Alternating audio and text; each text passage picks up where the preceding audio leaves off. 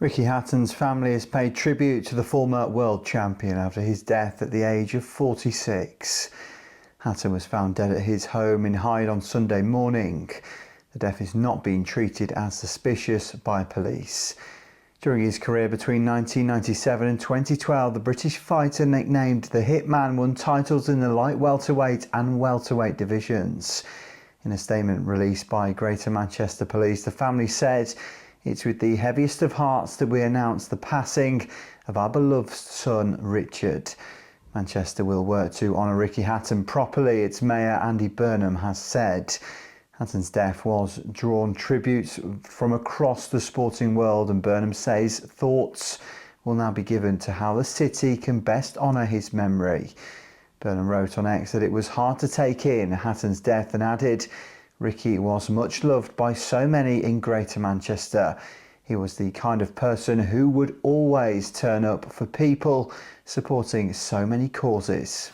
The world was, was absolutely brilliant, but it's for one reason or another, it's a shame that he's not been able to, he put that wonderful performance on against Klitschko, and he's not been able to capitalise on it, which for one reason or another, which has been an absolute crying shame. But he's in the gym. It was only a few weeks ago he was in my gym. He spent about 4 weeks in my gym, and he's shedded about 4 stone in weight, and it's still continuing to come down.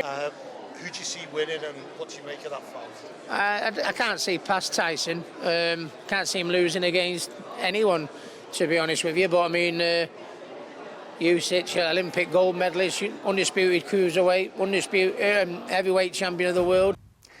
It was this time 2 years ago I took a trip to Telford International Centre to see the premiere for The Box Off, a new fighting show that took the spotlight in helping young boxers get their moment to go full-time and make a living in the sport.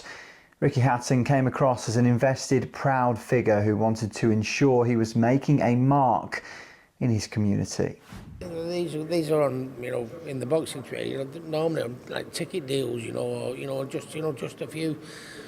They're getting a decent purse, an opportunity to get more fights or springboard the career, and that's what it's all about with me. I think with the thing with TV and social media and everything, everyone wants to see the big names, the big this, big that, but there'd be no big names if it wasn't for the for this level, and they're getting an opportunity that they might not have really dreamed of. And I think I